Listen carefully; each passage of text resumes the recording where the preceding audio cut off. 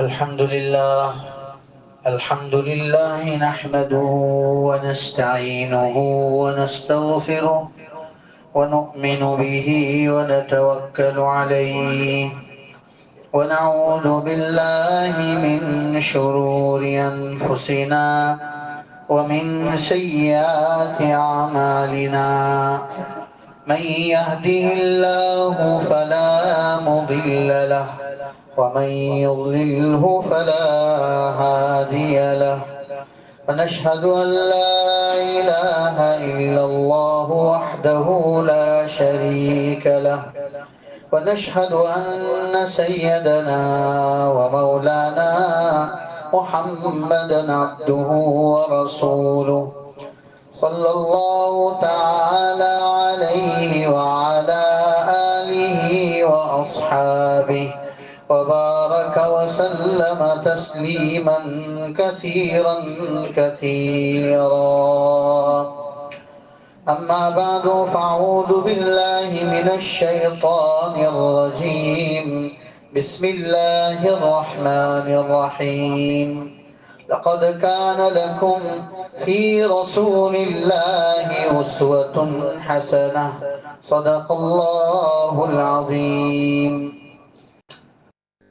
نبی کریم صلی اللہ تعالیٰ علیہ وسلم کی مبارک زندگی امت مسلمہ کے لیے بہترین نمونہ ہے. اس عنوان پر مختلف مجلسیں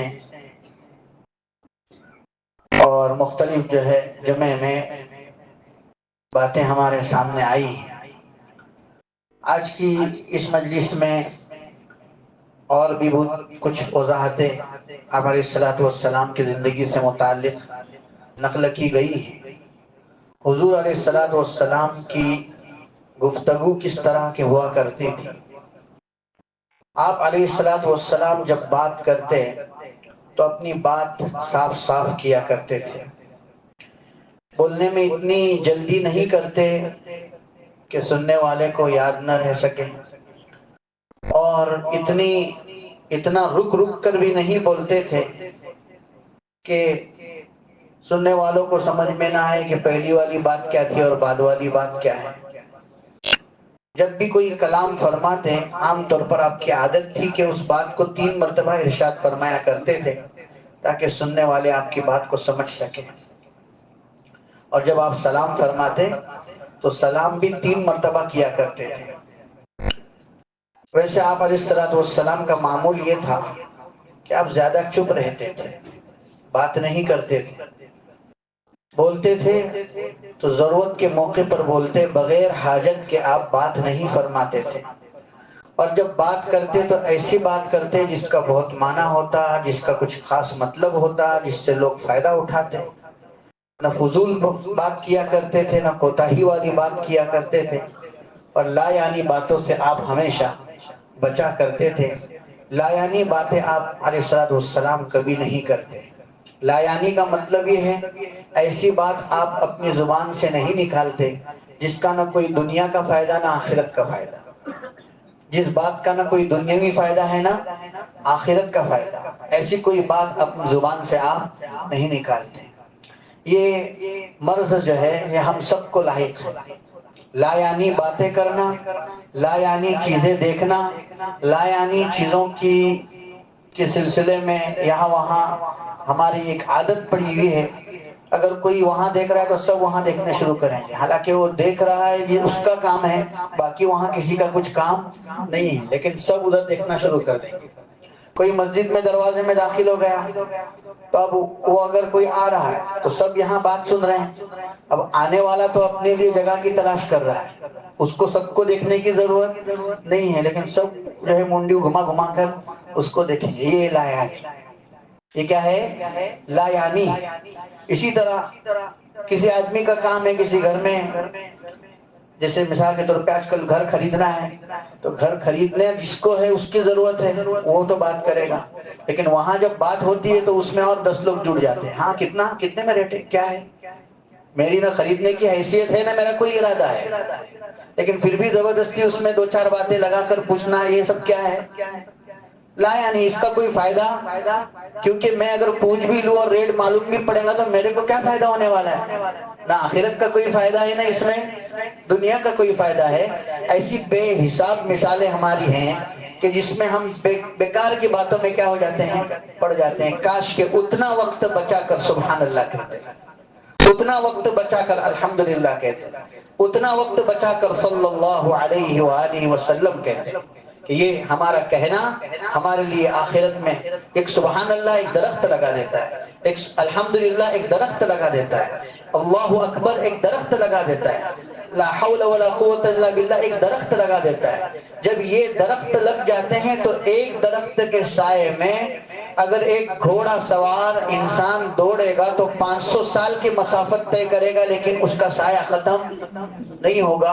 اتنے سے وقت میں سبحان اللہ سے اتنا بڑا جھاڑ اور اتنا بڑا درخت ہمیں حاصل ہو جاتا ہے، لیکن ہم اس کو چھوڑ کر یہاں وہاں اس کی باتوں میں لگ جاتے ہیں۔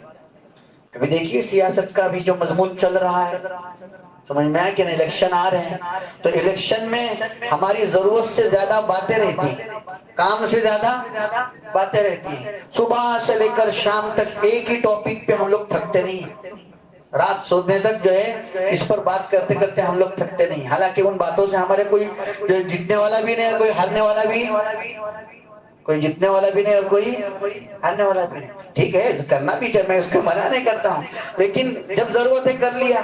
لیکن صبح اٹھے تب بھی وہی ٹاپک، پھر باہر نکلے تب بھی وہی ٹاپک، کہیں دوستوں میں تب بھی وہی ٹاپک، مسجد میں تب بھی وہی ٹاپک، دکان پہ ہے تب بھی وہی ٹاپک، ہر جگہ وہی ٹاپک۔ صبح اٹھنے سے لے کر رات سونے تک کے اس ٹاپک سے ہم کو رات کے وقت میں کیا نصیب ہوا؟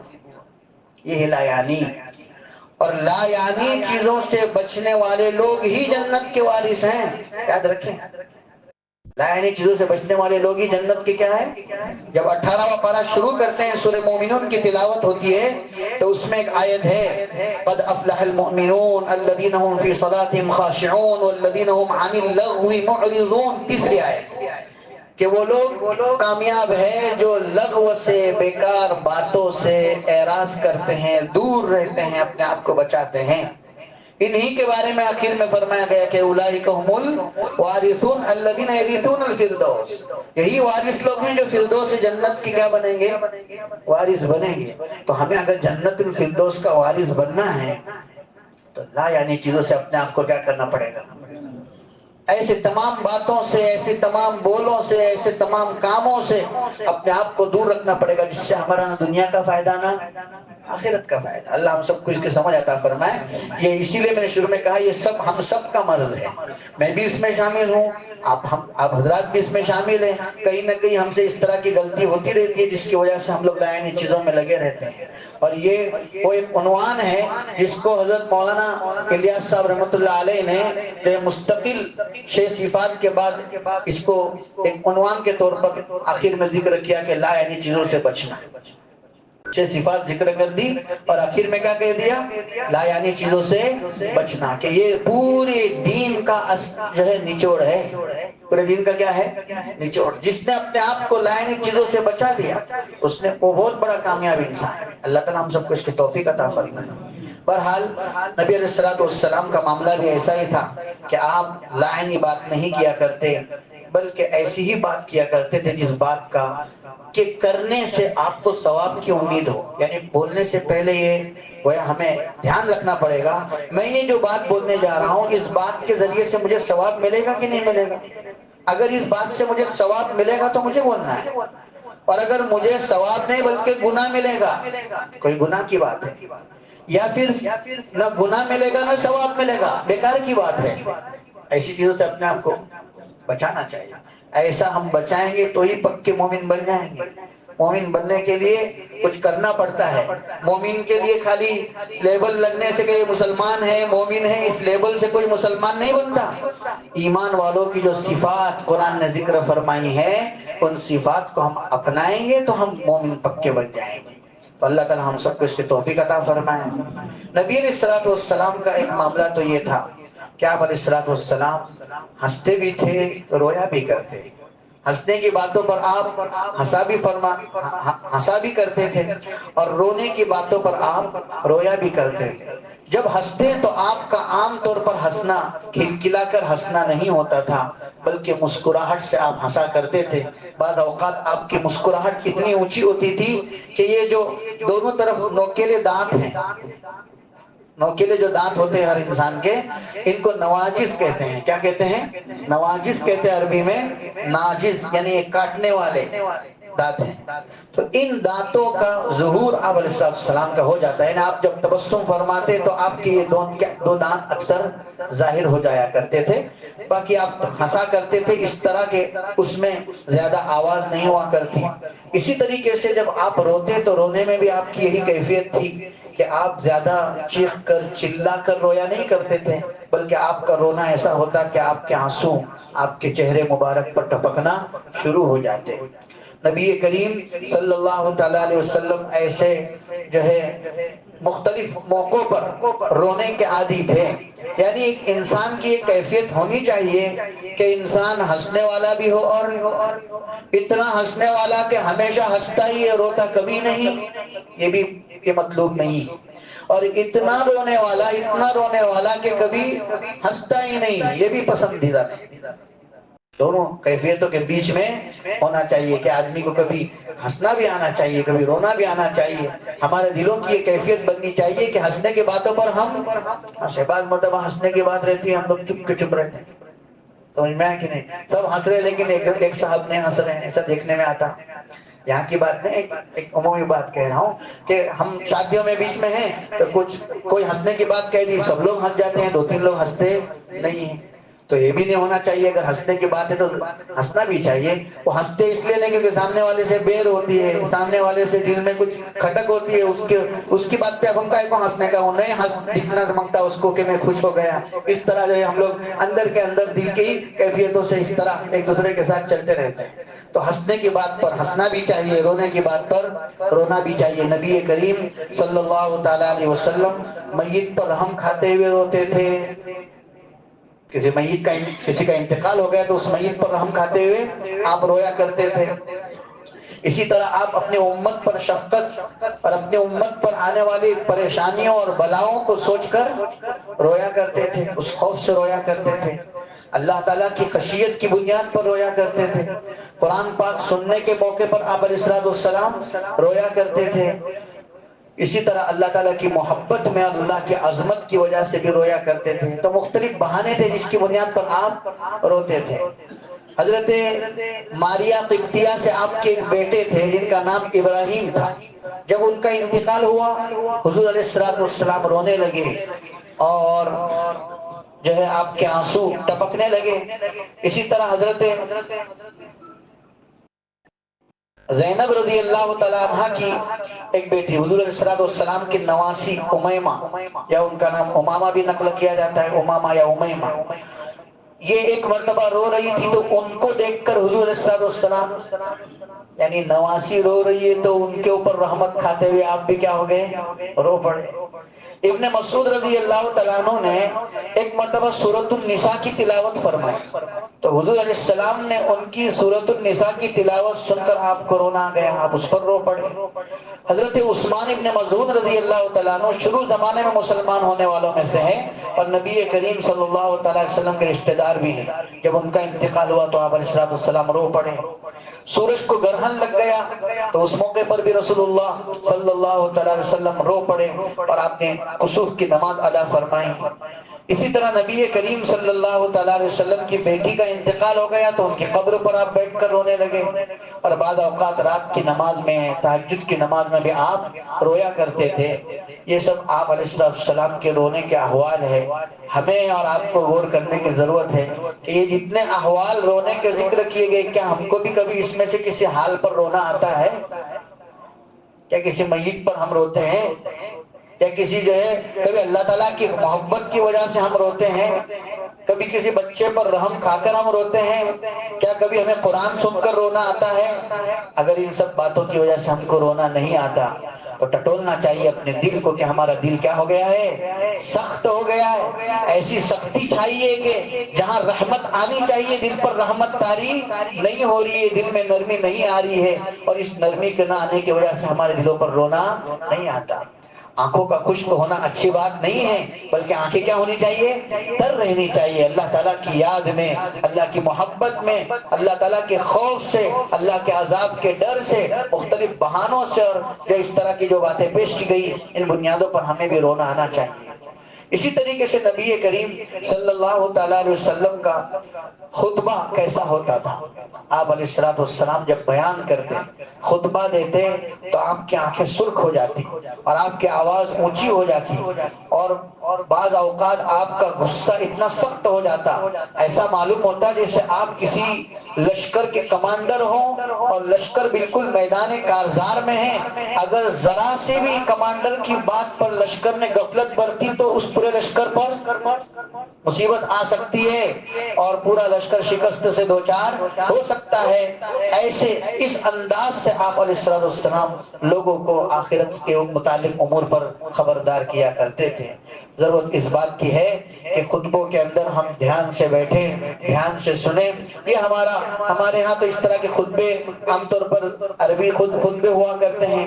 اب عربی خطبے ہم کو سمجھ میں تو نہیں آتے ہیں، لیکن عربی خطبوں میں کیا مضامین ہوتے ہیں یہ اردو بیانات کے ذریعے سے آپ کے سامنے پیش کیے جاتے ہیں، تو اس کو ہم جو ہے اپنے لیے زندگی میں نمونہ بنانے کی کوشش کریں۔ نبی کریم صلی اللہ تعالیٰ علیہ وسلم کا خطبہ جو ہے الحمدللہ سے شروع ہوا کرتا تھا، الحمدللہ پڑھا کرتے تھے۔ آپ علیہ السلام عام طور پر خطبوں میں اللہ تعالیٰ کی تعریف، اسلام کے قواعد کو بیان کرتے، جنت اور جہنم کا اور آخرت کا تذکرہ فرماتے، اللہ تعالیٰ سے ڈر کی بات، اور اسی طریقے سے اللہ تعالیٰ کے رضا کے، اللہ تعالیٰ کے خوش ہونے کے جو موقع ہیں ان کو عام طور پر خطبوں کے اندر بیان کیا کرتے تھے، اور لوگوں کے حاجت کے مطابق مختلف عنوان اور ٹاپک خطبے کے اندر بیان کیا کرتے تھے۔ یعنی صرف ایسی ہی بات نہیں کہنی چاہیے بس اللہ اللہ کرتے رہو، بہت سارے وہ امور ہیں جو مسجد کے باہر انسانوں کی کیا ہے، ضروریات ہیں اور اس کا تعلق بھی دین سے ہے، ایسے تمام امور پر، ایسے تمام ٹاپکس پر بھی گفتگو اور خطبہ ہونا چاہیے۔ اسی طرح نبی کریم صلی اللہ تعالیٰ علیہ وسلم کے معاملات کیسے تھے؟ حضور علیہ السلام نے مختلف چیزیں معاملات کے اندر کی ہیں، جو آپ نے معاملات میں کیا ہم سب کر سکتے ہیں اور کرتے بھی ہیں بہت سی مرتبہ ہم لوگ۔ اللہ کے رسول علیہ السلام نے خرید و فروخت بھی کیا ہے، یعنی آپ جو ہے کسی چیز کو آپ نے بیچا بھی ہے، آپ نے کسی چیز کو خریدا بھی ہے تو خریدنے کا معاملہ بھی کیا، بیچنے کا معاملہ بھی کیا، کسی چیز کو آپ نے اجرت پر دینے کا معاملہ بھی کیا، کسی سے کوئی چیز اجرت پر اور بھاڑے پر لینے کا کام بھی آپ نے کیا۔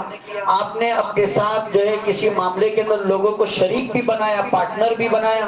ایک شریک آپ کے جو تھے اسلام سے پہلے حضرت صائب رضی اللہ تعالیٰ عنہ ایک مرتبہ حضور کی مجلس میں آئے اور آپ علیہ السلام نے ان سے پوچھا اما تعریفونی، کیا تم مجھے نہیں جانتے؟ انہوں نے کہا اما کنت شریکی، آپ میرے پارٹنر نہیں تھے، آپ تو بہتر پارٹنر تھے کہ آپ کسی چیز میں خیانت نہیں کرتے تھے، آپ ہر چیز کھول کھول کر بیان کیا کرتے تھے، آپ کسی بات میں جو ہے چھپایا نہیں کرتے، کسی چیز کی خیانت نہیں کیا کرتے تھے۔ تو اس طرح اللہ کے رسول علیہ السلام نے پارٹنرشپ بھی فرمائی ہے۔ آپ علیہ السلام نے لوگوں کو ہدیے بھی دیے، ہدیے قبول بھی کیے، کسی نے ہدیہ دیا تو اس ہدیے کا آپ نے بدلہ بھی دیا ہے، ہدیہ دیا تو اس کا آپ نے، یعنی ہدیہ دینا بھی ہے، ہدیہ لینا بھی ہے، اور ہدیہ لوگ دیتے ہیں تو اس کا کیا دینا چاہیے؟ بدلہ دینا چاہیے۔ کم سے کم درجہ ہدیے کے بدلے کا کیا ہے؟ جزاک اللہ خیرہ، کہ اللہ آپ کو اس کا بہتر بدلہ عطا فرمائے۔ دعاؤں کے ذریعے بھی بدلہ دیا جا سکتا ہے، اللہ نے ہم کو نوازا ہے تو ہم بھی اپنے پاس سے کوئی چیز دے کر سامنے والے کے ہدیے کا بدلہ دے سکتے ہیں، اس طرح کہ ہماری طاقت کے مطابق دے۔ ایک سوچ وہ ہوتی ہے کہ اس نے جتنا دیا ہے اس سے میں زیادہ دے دوں، یہ سوچ غلط ہے۔ یہ والی سوچ کیا ہے؟ غلط ہے۔ جیسا کہ شادیوں میں ہمارے یہاں چلتا ہے، اس نے 500 دیا تو اپنے 1000 دینے کے، وہ 500 بولے میں نے چڑھا کے دے دیا، وہ آئندہ اتارنے کا قصد رہتا ہے۔ سمجھ میں ہے کہ نہیں؟ کوئی 1000 دے رہا ہے تو سامنے والے کو ہم 2000 دے رہے ہیں، اس لیے کہ وہ 1000 روپے بولے اس کے سر پہ چڑھا کے رکھ دیا ہم نے، تو یہ والا جو نظام ہے یہ غلط ہے۔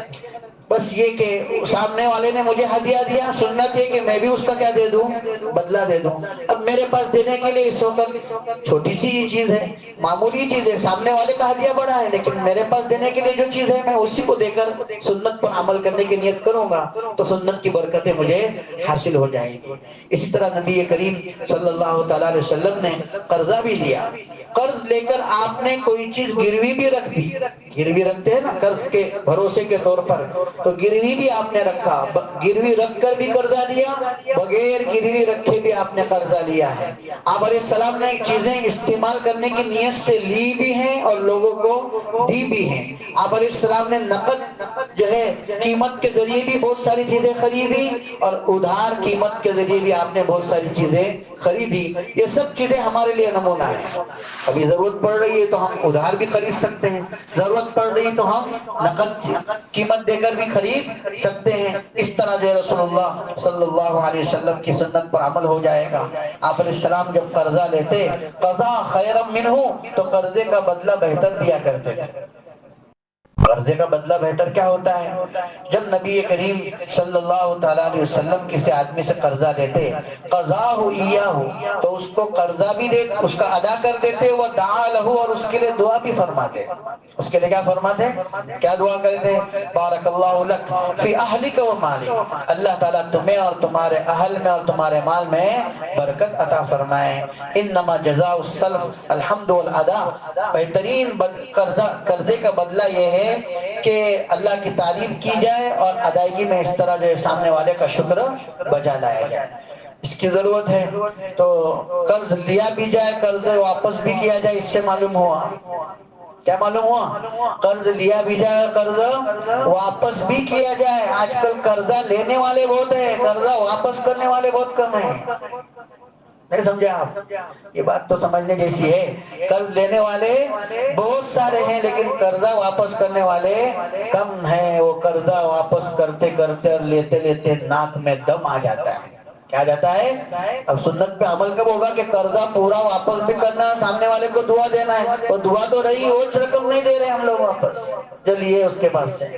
اس کی بھی جو ہے غور کرنے کی ضرورت ہے۔ یہ حق اللہ کی جو بندے اور جو ہے بندوں کا حق ہے جو ہم لوگ لے رہے ہیں، یہ جب تک سامنے والا معاف نہیں کرے گا چھٹی ہونے والی نہیں ہے۔ سمجھ میں آیا کہ نہیں؟ بہت سارے لوگ قرضہ لیتے ہیں، غائب ہو جاتے ہیں، ایریا بدلی کر دیتے ہیں، گھر بدلی کر دیتے ہیں، جو ہے شہر بدلی کر دیتے ہیں۔ یہ سب چیز اچھی نہیں ہے۔ ایک شہر سے قرضہ بہت سارا اٹھایا، دوسرے شہر منتقل ہو گئے، وہاں سے بہت سارا قرضہ اٹھایا، تیسرے شہر منتقل ہو گئے۔ یہ ہم انسانوں کو تو دھوکے دے سکتے ہیں لیکن ان انسانوں کو پیدا کرنے والے رب کو ہم دھوکہ نہیں دے سکتے ہیں۔ کہیں نہ کہیں ایسی جگہ پر ایسی پکڑ مضبوط آئے گی کہ ہاتھ بھی نہ رہیں گے اور پیر بھی نہیں رہیں گے۔ اللہ تعالیٰ ہم سب کو صحیح سمجھ عطا فرمائے۔ تو قرض لینا بھی سنت اور قرض واپس کرنا بھی سنت، اور واپس کرنے میں اچھے طریقے سے دعاؤں کو دیتے ہوئے واپس کرنا بھی سنت۔ بعض روایتوں میں یہاں تک فرمایا کہ بہترین قرضہ لوٹانے والا وہ آدمی ہے جو قرض کی رقم کو واپس لوٹائے اور ساتھ میں اوپر سے کچھ اور بھی دے دے۔ ایک آدمی کے پاس سے ہم نے ضرورت کے 1 لاکھ پر قرضہ لے لیا، مدت طے ہو گئی، 6 مہینے کے بعد میں آپ کا 1 لاکھ روپے کیا کروں گا؟ واپس کروں گا۔ 6 مہینے کے بعد جب ہم نے اپنی وہ اماؤنٹ دینے کے لیے جمع کر دی تو یہ نیت کر لی کہ اس نے وقت پر مجھے کیا دیا؟ ساتھ دیا۔ جب ضرورت تھی تو مجھے جو ہے بڑا اس کی طرف سے ساتھ ہوا، لہذا میں اب جب واپس کروں گا تو 10,000 روپے اس کو بڑھا کر دے دوں گا یا 5,000 روپے میں اس کو بڑھا کر دے دوں گا، اور دیتے وقت اس نے 1,05,000 روپے واپس کر دی۔ بولے میں نے تو تم کو ایک ہی دیے تھے۔ نہیں نہیں، یہ میری طرف سے آپ کو رکھو۔ ایسا دینے والا آدمی بہترین قرضہ لوٹانے والا ہے۔ سمجھ میں آیا کہ نہیں؟ لیکن یہ فکسنگ کے بغیر، ہاں یعنی سامنے والے کے دل میں کوئی طلب نہیں تھی، وہ سامنے والا خالی کیا سوچ رہا تھا کہ مجھے کتنے ملنے والے ہیں۔ نہیں تو بہت سارے لوگ وہ ہیں جو میں دیتا ہوں لیکن میرے کو 5 بڑھا کے دینے کا، یہ پکا سود ہے۔ یہ کیا ہے؟ پکا سود ہے، 100% سود۔ بہت سارے لوگ بینک سے ہٹ کر قرضے لیتے ہیں، یعنی بینکنگ سسٹم میں نہیں جانا چاہتے ہیں تو وہ لوگوں کے پاس سے قرضہ لیتے ہیں۔ اب کتنے سارے ایسے لوگ رہتے ہیں جنہوں نے زندگی پر سیونگ میں پیسہ جو جمع کیا ہوا ہے ان کے اکاؤنٹ میں جمع ہے، اب وہ بڑھاپے میں کیا کرتے ہیں؟ اس کو 1 لاکھ قرضہ، اس کو 2 لاکھ قرضہ، اس کو 5 لاکھ قرضہ، سب کے پاس سے فکسنگ پہ رہتا ہے۔ 1 لاکھ دوں گا لیکن 5,000 روپے بڑھا کے دینے کا، 2 لاکھ دوں گا لیکن 10,000 بڑھا کے دینے کا، 5 لاکھ دوں گا 25,000 بڑھا کے دے دینے کا. ایسا سب لوگ کے پاس سے وہ سود لے لے کر کھاتے رہتے ہیں. ان کا پیسہ تو سیو ہوتے رہتا ہے ایسا، اور اوپر سے کیا رہتے ہیں؟ سود لیتے رہتے ہیں. یاد رکھیے یہ سود کا اس طرح کا لینا اور معاملہ کرنا اللہ کی غضب کو دعوت دیتا ہے. اللہ کے ساتھ جنگ کا اعلان ہے. اس کا اعلان ہے جنگ کا. اس لیے اگر ہمارے پیسے ہم حفاظت کے طور پر بینک میں اگر رکھتے بھی ہیں سیونگ اکاؤنٹ میں، تو جو سود آتا ہے فوراً اس کو نکال دینا ہے. اس کو اس نیت سے باقی نہیں رکھنا ہے کہ بعد میں نکالیں گے بعد میں دیں گے. نہیں نہیں، ایک وبال ہے جو ہمارے مال کے اندر آیا ہے، اس کو جلدی سے نکال کر کیا کیا جائے؟ غریبوں میں بانٹ دیا جائے. اس طرح جو ہے ہم اپنے اوپر سے اس وبال کو دور کرتے رہیں. اور یہاں تو یہ معاملہ ہے کہ لوگ اس طرح فکسنگ کر کر کے لیتے رہتے ہیں. ہرگز ایسا نہ کریں. اس سے نبی کریم صلی اللہ تعالی علیہ وسلم نے اللہ کی لعنت کا اعلان فرمایا ہے کہ ایسا کرنے والوں پر اللہ کی کیا ہے؟ لعنت ہے. سود دینے والے، لینے والے، اس کی بات کرنے والے، اس کو لکھنے والے، اس کی گواہی دینے والے، اس میں کسی بھی طرح کا معاملہ جو بیچ میں آ جائے گا، ایسے سب کے لیے کیا ہے؟ لعنت ہے. تو سود کی بات سننا، دیکھنا، اس میں کسی طرح کا تعاون کرنا، یہ بھی کیا ہے؟ لعنت کا باعث ہے. اللہ ہم سب کی حفاظت فرمائے. اسی طرح نبی کریم صلی اللہ تعالیٰ علیہ وسلم کا ایک معاملہ یہ تھا کہ آپ علیہ السلام وقف بھی کیا کرتے تھے. یہ اوقاف کا جو معاملہ چل رہا ہے کئی زمانے سے ہم دیکھ رہے ہیں ابھی کہ یہ اوقاف کی جو زمینیں ہیں یہ لوگوں نے اللہ کی راہ میں کیا کی ہیں؟ وقف کی ہیں. یہ اللہ کے رسول علیہ السلام کی سنت ہے. صحابہ نے بھی وقف کیا، بعد والوں نے بھی وقف کیا. ہمارے آبا و اجداد کا یہ سب کیا ہوا وقف ہے، اس کا ثواب کا سلسلہ جاری رہتا ہے. اگر اللہ نے ہم کو نوازا ہے ہم بھی اس میں آگے بڑھ سکتے ہیں. نبی کریم صلی اللہ تعالی وسلم لوگوں کی سفارش بھی کیا کرتے تھے. آپ کی سفارش قبول بھی ہوا کرتی تھی. اور بعض اوقات آپ نے سفارش کی لیکن سفارش آپ کی قبول نہیں کی گئی تو آپ نے اس پر ناراضگی اور غصے کا اظہار بھی نہیں فرمایا. جیسا کہ حضرت بریرہ رضی اللہ تعالیٰ عنہ کا واقعہ مشہور ہے کہ ان کے شوہر غلام تھے. کیا نام تھا ان کا؟ مغیث ان کا نام تھا. تو وہ ان کے شوہر کو ان سے بہت محبت تھی، لیکن وہ غلام ہونے کی وجہ سے حضرت بریرہ ان کے نکاح میں رہنا پسند نہیں کرتی تھی. ان کے درمیان جو اسی بات پر بہت سی مرتبہ آپس میں اختلاف رہا. جب ان کے شوہر بار بار ان کے پاس جاتے تھے ان کو بلانے کے لیے، ان کی حالت کو دیکھ کر حضور نے ان سے حضرت بریرہ سے درخواست کی کہ اگر تم مغیث کو اپنا لو تو کیا ہے؟ اچھا ہے. حضرت رسول کریم صلی اللہ علیہ وسلم سے بریرہ نے پوچھا آپ حکم دے رہے ہیں یا مشورہ دے رہے ہیں؟ حضور نے فرمایا میں تو تم کو مشورہ دے رہا ہوں. کہنے لگی اگر آپ کا مشورہ ہے تو میں اس کو قبول کرنا نہیں چاہتے. آپ کا حکم ہوتا تو ضرور قبول کرتی، اور میں اس میں اپنی طبیعت کی نا چاہتی کے باوجود اور آپ کی اپنی طبیعت کی ناپسندیدگی کے باوجود میں ان کے ساتھ رہنا پسند کرتی. لیکن آپ مشورہ دے رہے ہیں تو پھر میں اس مشورے کو قبول نہیں کر سکتی کیونکہ مجھے ان کے ساتھ رہنا پسند نہیں ہے. بہرحال حضرت بریرہ نے آپ کی سفارش کو قبول نہیں کیا. آپ نے اس پر ناراضگی کا اظہار نہیں فرمایا. معلوم ہوا کہ سفارش کرنا بھی سنت ہے، اور ہماری سفارش سامنے والا قبول نہ کرے تو اس پر ناراض نہ ہونا بھی کیا ہے؟ بولیے، اس پر ناراض نہ ہونا بھی کیا ہے؟ حضور کا طریقہ ہے. یہ نہیں کہ میں نے سفارش کیا اس نے قبول نہیں کیا، میرے ساتھ ایسا کیا، میں اتنا بڑا آدمی میری بات نہیں مانتا. نہیں سمجھ میں آئے بات؟ ایسی کوئی بات نہیں. حضور سے بڑھ کر تو کوئی بڑے آدمی نہیں ہے. اس کے باوجود حضور علیہ السلام سفارش قبول نہ کرنے کے باوجود ناراضگی کا اظہار نہیں فرما رہے ہیں. تو ہمیں بھی چاہیے کہ اگر ہماری کسی جگہ سفارش قبول نہیں بھی ہوئی تو اس پر کوئی غصے کی بات اور کوئی ناراضگی کی بات نہیں ہے. اللہ تعالیٰ ہم سب کو جو ہے سمجھ عطا فرمائے. تو آپ نے نہ اس پر ناراضگی ظاہر فرمائی نہ عتاب کیا.